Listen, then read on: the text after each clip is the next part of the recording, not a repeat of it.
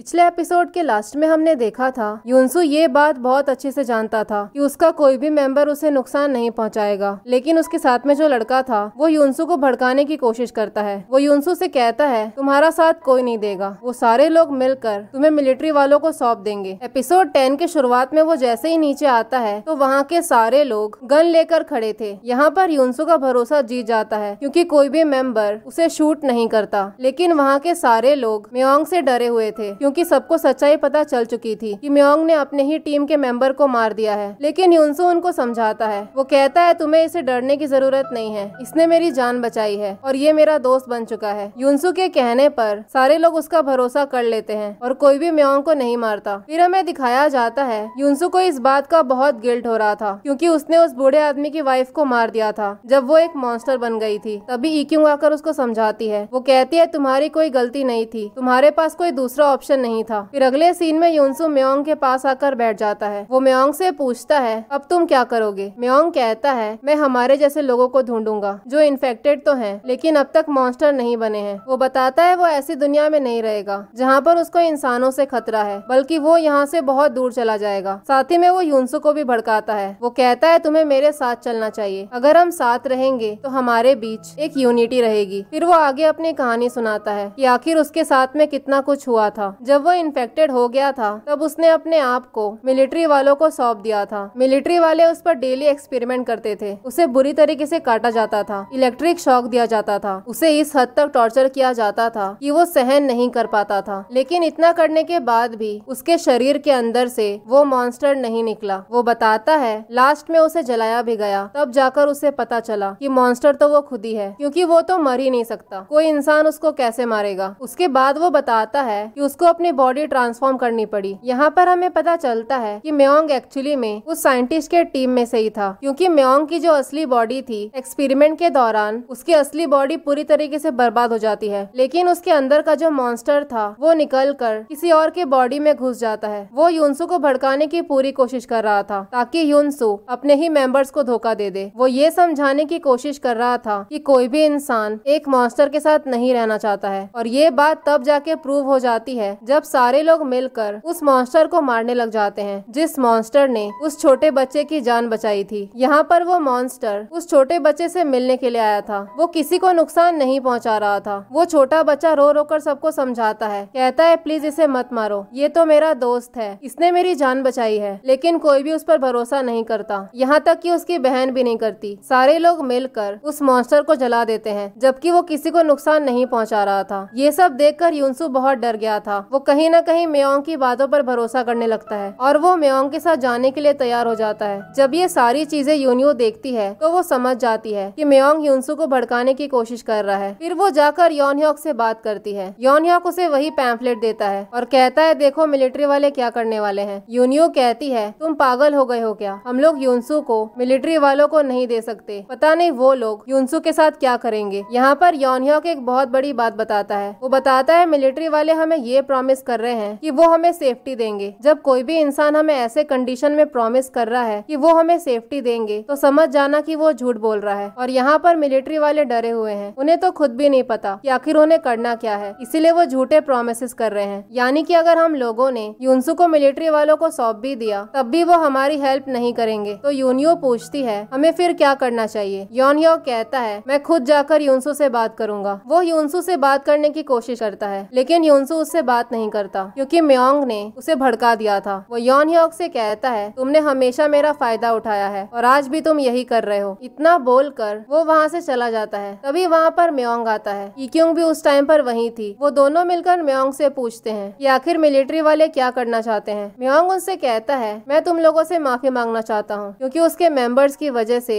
बहुत सारे लोगों को नुकसान हुआ। वो बताता है उसने मिलिट्री वालों की बातें सुनी थी वन गोल्डन आवर के बारे में। मिलिट्री वाले लोग जब इस बात पर डिफरेंशिएट नहीं कर पा रहे हैं कि मॉन्स्टर कौन है और इंसान कौन है तो इस चक्कर के अंदर वो सारे इन्फेक्टेड एरिया को उड़ा देंगे, यानी कि निर्दोष लोगों की भी जान जाएगी। और जो पैम्फलेट वो नीचे गिरा रहे हैं वो सारी चीजें झूठी है। अगले सीन में हम बाकी के लोगों को देखते हैं जिन लोगों ने गुंडे को पकड़ लिया था क्योंकि इस गुंडे ने सबको बहुत परेशान किया था। वो गुंडा म्योंग से कहता है तुम तो मेरी जान बचा लो, लेकिन म्योंग उस पर ध्यान नहीं देता और वहाँ के सारे लोग मिलकर उसको परेशान करने लगते हैं। अगले सीन में हम योनह्योक और इक्यूंग को देखते हैं। यॉन ह्योक को इक्युंग पर अब पूरा भरोसा था। वो उसे सारी बातें बताने लग जाता है। साथ ही में इक्युंग उसको बताती है कि मिलिट्री वालों ने उसे एक ट्रैकर दिया था और अगर उसने उस ट्रैकर का यूज कर लिया तो तुरंत ही मिलिट्री यहाँ पर पहुँच जाएगी युनसु को लेने के लिए। लेकिन अभी तक उसने इस ट्रैकर का इस्तेमाल नहीं किया है। वो दोनों डिसाइड करते हैं कि वो मिलिट्री वालों को यहाँ पर नहीं बुलाएंगे। अब यॉन ह्योक उस ट्रैकर को एक जगह पर बंद करके रख देता है। उसी टाइम पर हम देखते हैं एक लड़का उन दोनों की बातें सुन रहा था। अगले सीन में हम दूसिक को देखते हैं जिसकी हालत बहुत खराब हो चुकी थी। वो पूरी तरीके से इन्फेक्ट हो चुके थे। उनके नाक से बहुत खून निकल रहा था। कहीं न कहीं उन्होंने सोच लिया था कि वो जल्दी ही मॉन्स्टर बन जाएंगे, लेकिन वो अपने ऊपर काफी कंट्रोल करने की कोशिश कर रहे थे। दूसरी तरफ हम मिस्टर गिल को देखते हैं जिनको इस बात का पूरा भरोसा था कि इस अपार्टमेंट के नीचे जरूर कोई न कोई सुरंग है जिसे खोद कर वो लोग यहाँ से निकल सकते हैं। अब यही सब सोच कर वो पूरी रात खोदते रहते हैं जबकि उनकी हालत भी नहीं थी। रात से सुबह हो जाता है लेकिन वो काम करना बंद नहीं करते। वो सोचते हैं उन्हें सबकी जान बचानी होगी। तभी यूरी वहाँ पर आती है और उन्हें बहुत समझाती है। कहती है आपके लिए ये सब ठीक नहीं है। यूरी की खुद की हालत भी बहुत खराब थी क्योंकि वो एक अस्थमा की पेशेंट थी। वो बात करते करते वहीं पर बेहोश हो जाती है। दूसरी तरफ हम सैंगवुक को देखते हैं। उसे पता चलता है कि यूरी का अस्थमा वाला पंप टूट चुका है और वो देखता है कि यूरी बेहोश हो गई है, इसीलिए वो उसको उठाकर वहाँ से बाहर भागने लगता है। वो दरवाजे तक पहुँच ही गया था लेकिन उसी टाइम पर म्योंग वहाँ पर पहुँच जाता है और उन दोनों को नीचे गिरा देता है। तभी युनसु भी वहाँ पर पहुँच जाता है। वो म्योंग से पूछता है कि यहाँ पर चल क्या रहा है, तो म्योंग बताता है ये यहाँ से भागने की कोशिश कर रहा है। अगर ये यहाँ से बाहर चला गया तो ये मिलिट्री वालों को बता देगा कि हम दोनों यहाँ पर हैं। तभी युनसु यूरी की तरफ देखता है। उसे पता चलता है कि यूरी की हालत बहुत खराब है, इसीलिए वो सैंगवुक के हाथ में गाड़ी की चाबी रख देता है और उसके बाद उठाकर सैंगवुक को यूरी के पास रख देता है। युनसु ऐसा दिखाने की कोशिश कर रहा था कि उसे किसी की भी परवाह नहीं है, लेकिन अंदर ही अंदर वो सबकी मदद कर रहा था।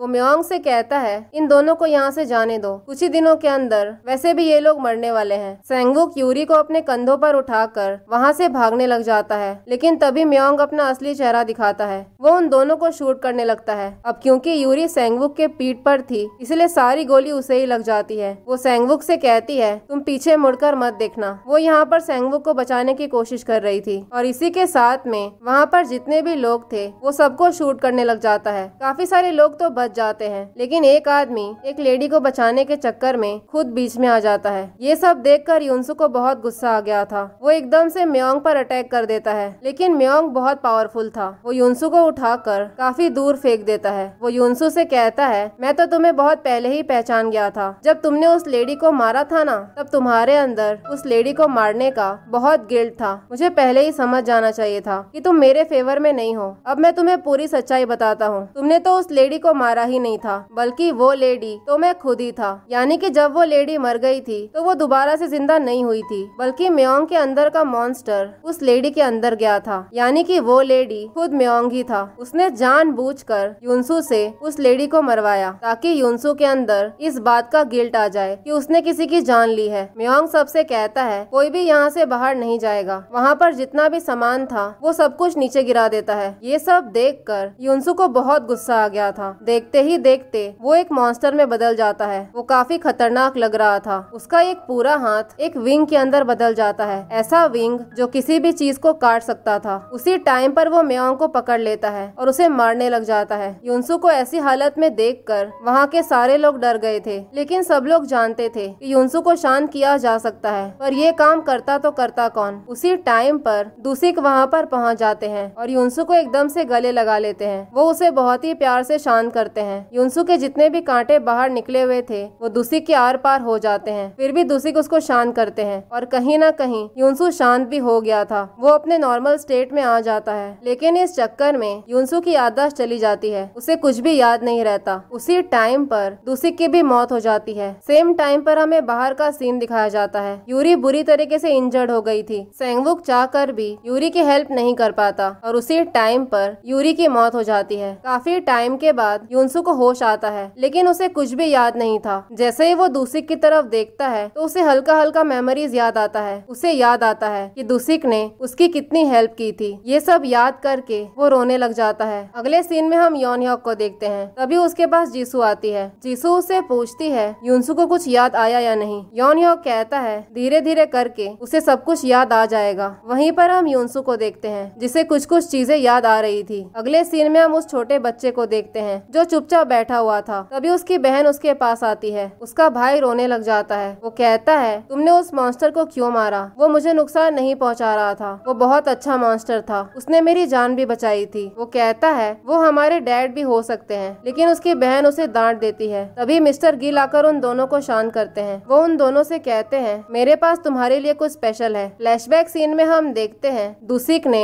उन दोनों बच्चों के लिए छोटे छोटे मेडल्स बनाए थे। उन्होंने वो मेडल मिस्टर गिल को दे दिया था ताकि वो बच्चों तक पहुंचा दे। प्रेजेंट में मिस्टर गिल वो मेडल निकाल कर उन दोनों बच्चों को दे देते हैं। कहते हैं, ये तुम्हारे बहादुरी के मेडल्स हैं। तुम दोनों ने बहुत अच्छा काम किया है और तुम दोनों को हमेशा साथ में रहना है, जरा भी झगड़ा नहीं करना है। अगले सीन में हम इक्यूंग को देखते हैं जिसको बताया जाता है कि मिस्टर गिल उठ ही नहीं रहे हैं। चेक करने पर पता चलता है कि मिस्टर गिल की डेथ हो चुकी है और वैसे भी वो कंटिन्यूअसली 2 दिनों से काम कर रहे थे और उन्हें मेडिकेशन भी नहीं मिल रहा था। इसी वजह से उनकी मौत हो जाती है। अब सारे लोग मिलकर उनकी बॉडी को दफन करने के लिए उसी जगह पर लेकर आते हैं। इक्यूंग जैसे ही वहाँ का मिट्टी खोदने लगती है तो उसे वहाँ पर दरवाजा मिलता है, यानी कि मिस्टर गिल झूठ नहीं बोल रहे थे। वहाँ पर सच में एक सुरंग था। दरवाजे को खोलने पर उन्हें एक सुरंग मिल जाता है जहाँ से वो लोग आराम से बाहर निकल सकते थे। कुछ ही टाइम में स्नोफॉल चालू हो जाता है और पता चलता है कि बाहर से मिलिट्री वालों ने उस अपार्टमेंट ग्रीन होम्स को चारों तरफ से घेर लिया है। यॉन ह्योक और इक्यूंग को पता चलता है कि उन्हीं में से एक मेंबर ने उस जीपीएस ट्रैकर को चालू कर दिया था, जिसकी वजह से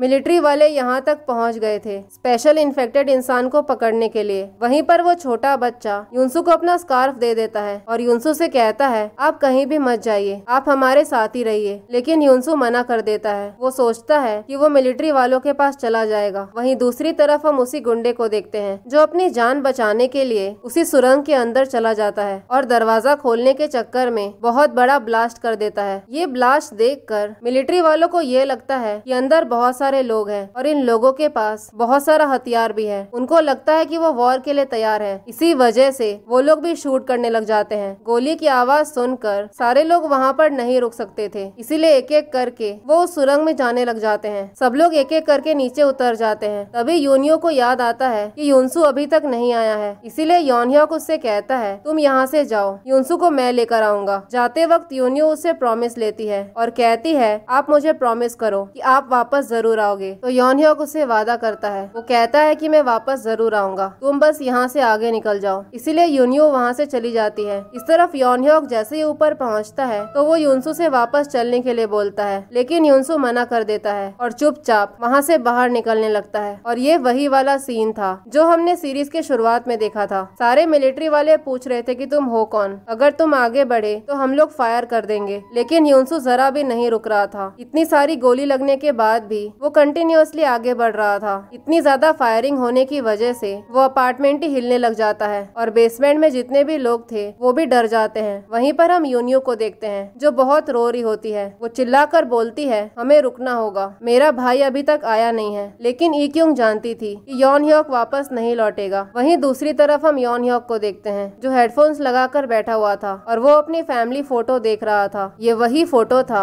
जो यूनियो के पास में था और वो इस फोटो को हमेशा देखती रहती थी। प्रेजेंट में यॉनह्योक उस फोटो को देखकर बहुत रो रहा था। हमें यहाँ पर पता चलता है कि वो इसीलिए नीचे नहीं जा रहा था क्योंकि वो भी इन्फेक्टेड हो चुका था और उसके नाक से खून निकल रहा था। उसे पता था कि अगर वो नीचे जाएगा तो कोई फायदा नहीं होगा और बाकी के लोगों को वो सेफ रखना चाहता था, इसलिए वो नीचे नहीं जाता। फिर हमें कुछ टाइम बाद का सीन दिखाया जाता है जहाँ पर सारे लोग सुरंग में बैठे हुए थे। तभी वो डॉग वाली लेडी का डॉग वहाँ पर आता है और वो एकदम से भागने लग जाता है। सारे लोग उसका पीछा करते हैं। पीछा करते करते वो लोग ऐसी जगह पर पहुँच जाते हैं जहाँ पर बाहर निकलने के लिए सीढ़ियाँ थी। कुछ ही टाइम में सब लोग बाहर निकल जाते हैं, लेकिन जैसे ही वो लोग बाहर निकलते हैं तो पता चलता है कि मिलिट्री के लोगों ने उन सबको घेर लिया था। पता चलता है कि इन्हीं में से एक बंदे ने उस ट्रैकर के बटन को प्रेस कर दिया था, जिसकी वजह से मिलिट्री वाले यहाँ पर पहुँच गए थे। वो मिलिट्री वाली इक्यूंग से कहती है, तुमने हमें धोखा दे दिया, तुम हमें बता सकती थी स्पेशल इन्फेक्टेड इंसान के बारे में ताकि हम उसे यहाँ से ले जा सके, लेकिन तुमने नहीं बताया। क्या तुम्हें अपने फियांसे के बारे में कुछ भी नहीं जानना है? इक्यूंग यहाँ पर कोई भी जवाब नहीं दे पाती। तभी वो मिलिट्री वाली कहती है, अभी भी तुम्हारे पास एक और मौका है। बाकी के सारे लोगों को